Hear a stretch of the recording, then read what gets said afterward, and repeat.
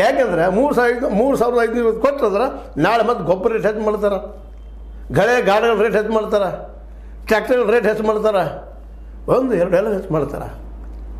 ನಿಜವಾಗಿಯೂ ಕಬ್ಬು ಬೆಳೆಯೋರಿಗಿದ್ದು ಕಬ್ಬು ಬೆಳೆಯುವಂಥ ಕೂಲಿ ಹೋಗ್ತಾರಲ್ಲ ಅವ್ರು ಚೆನ್ನಾಗಿದ್ದಾರೆ. ಇವತ್ತು ಪೇಮೆಂಟ್ ಚೆನ್ನಾಗಿದೆ. ಅವ್ರು ದಿನಕ್ಕೆ ಹೋದ್ರಪ್ಪ ಇಷ್ಟು ಕೆಲಸ, ಮುಂಜಾನೆ 8ರಿಂದ ಮಧ್ಯಾಹ್ನ 1 ತನಕ ಅಡ್ಡಿ ಇಲ್ಲ ಅಂದ್ರೆ ಅಷ್ಟು ಸಹಿತ ಬಗಪ್ಪ ಬೀಳ್ತಾ ಇಲ್ಲ. ಕೂಲಿಕಾರು ಕೊಡದೆ ತಪ್ಪಂತ ಅನ್ನೋದಿಲ್ಲ, ಅಷ್ಟು ವರ್ಕ್ ಇರ್ತದೆ ಇಲ್ಲ ಅಂತಲ್ಲ. ಆದರೆ ಅವ್ರಿಗಿಂತ ಕಡಿಮೆ ನಮ್ಮ ರೈತಗೆ ಬರ್ತಾಯಿದೆ. ಕಬ್ಬು ಹಾಕಿದಂಥ ರೈತಗೆ 2,900 ಕೋಟಿ ನಾವು ಏನು ಮಾಡಿದಪ್ಪ ಲಾಸ್ ಆಗಿವಿ, ಇಲ್ಲ ಸಾಲ ಆಗಿತ್ತು ಅಂತೇಳಿ ನಮ್ಮ ಏನು ಸೌದಿ ಅವ್ರು ಹೇಳ್ತಾ ಇದ್ದಾರೆ. ಇದರಲ್ಲೇ ಎಲೆಕ್ಷನ್ ಚುನಾವಣೆ ಸಂದರ್ಭದಲ್ಲಿ ಹೇಳಿದ್ದಾರೆ ಅದನ್ನು.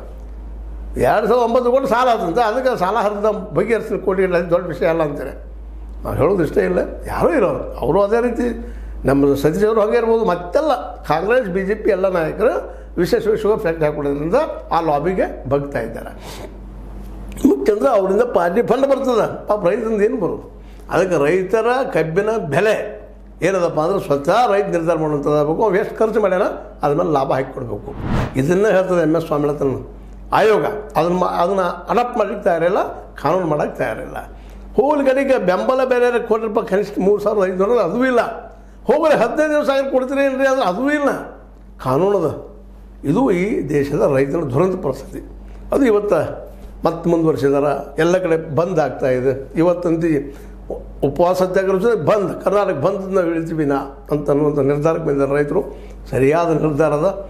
ಇಲ್ಲಿ ಯಾವ ಪಕ್ಷನೂ ಬಂದರೂ ತಮ್ಮ ಲಾಭಕ್ಕಾಗಿ ಬರ್ತಾಯಿದ್ದಾರೆ. ಎಲ್ಲ ಪಕ್ಷಗಳ ಅಲ್ಲಿ ನಾಯಕರು ನಾವು ಶುಗರ್ ಫ್ಯಾಕ್ಟ್ರಿಗಳಿಂದ ನಾಯಕರಾಗಿ ಆ ದುಡ್ಡಿನ ಲೆಕ್ಕ